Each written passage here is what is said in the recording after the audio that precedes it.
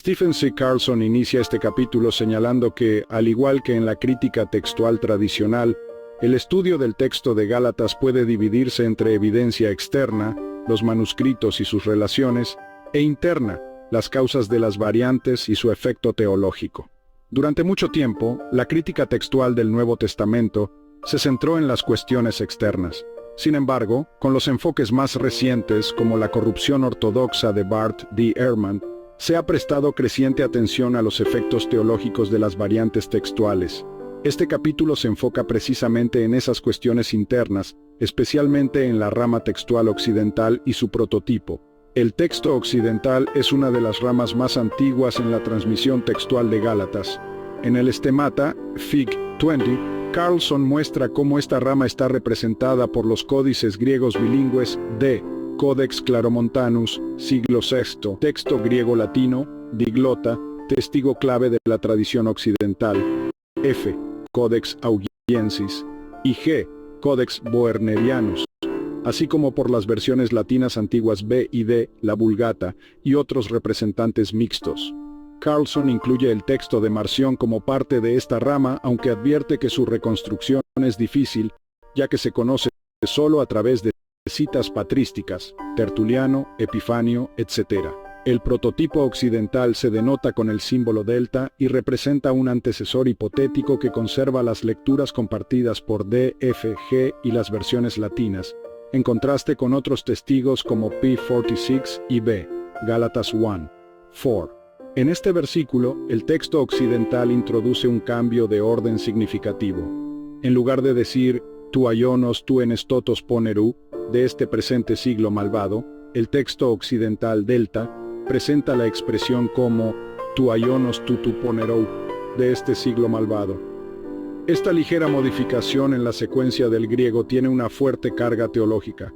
Según Carlson, este cambio puede interpretarse como una manera de enfatizar que el mundo actual está dominado por el mal, una idea que se alinea con perspectivas dualistas o gnósticas, donde se ve el presente como opuesto al reino de Dios. Este tipo de lectura también puede tener implicaciones en contextos apocalípticos. Gálatas 1:11. Aquí el texto occidental introduce una frase que no está presente en las versiones más tempranas.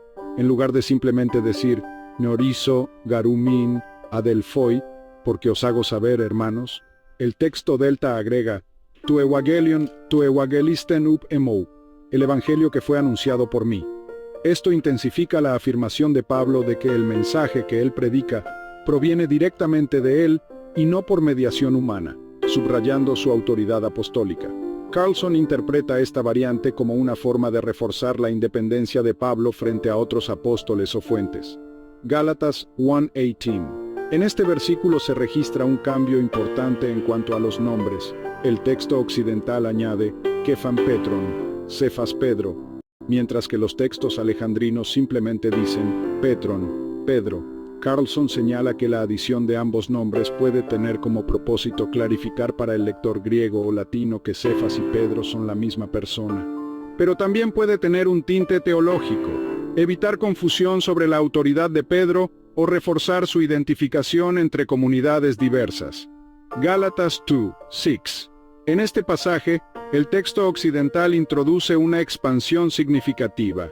En vez de decir apo de tondo kunton, de los que parecían ser algo, el manuscrito delta añade einaiti, ser algo.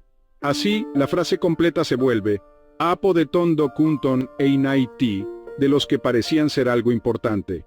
Carlson argumenta que este añadido puede interpretarse como una ironía o incluso una crítica hacia los líderes en Jerusalén. Subraya una actitud posiblemente escéptica o crítica hacia su autoridad, muy en línea con la imagen de Pablo como apóstol independiente. Gálatas 2:9. En este versículo, el texto occidental cambia el orden de los nombres apostólicos.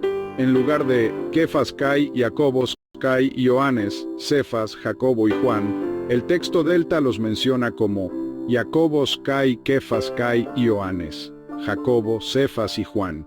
Aunque puede parecer un detalle menor, cambiar el orden de los nombres podría reflejar un reordenamiento jerárquico o político dentro de la comunidad cristiana primitiva. Carlson sugiere que este tipo de alteración puede apuntar a tensiones entre los grupos paulinos y judeocristianos. Gálatas 2:12. Por último, en Gálatas 2:12, el texto occidental incluye una frase que no está en otros testigos, protou elhein, tinas apo Jacobu, antes que vinieran algunos de parte de Jacobo. Mientras que otras versiones solo dicen antes que vinieran algunos, el texto delta identifica específicamente que esos hombres venían de parte de Jacobo, lo cual enfatiza la influencia de este líder en las acciones de Pedro. Esta variante podría ser interpretada como un intento de explicar o suavizar el comportamiento de Pedro, responsabilizando indirectamente a Jacobo. Conclusión teológica. Carlson muestra que las variantes textuales occidentales muchas veces introducen cambios con implicaciones cristológicas o antijudaicas, como clasificó Bart Ehrman. Estas variantes no son aleatorias, sino que parecen responder a controversias teológicas o a tendencias doctrinales específicas. Este capítulo proporciona ejemplos concretos de cómo las variantes textuales pueden revelar mucho sobre la historia, las creencias y los conflictos dentro de la comunidad cristiana primitiva. Concretos de cómo las variantes textuales pueden revelar mucho sobre la historia, las creencias y los conflictos dentro de la comunidad cristiana primitiva. El análisis de Stephen C. Carlson sobre la variación textual en Gálatas, centrado particularmente en la rama occidental del texto, pone de relieve que las variantes no son simplemente errores de copia o accidentes de transmisión. Por el contrario, muchas de ellas reflejan decisiones intencionales por parte de los escribas, quienes actuaron dentro de contextos históricos, lingüísticos y teológicos específicos.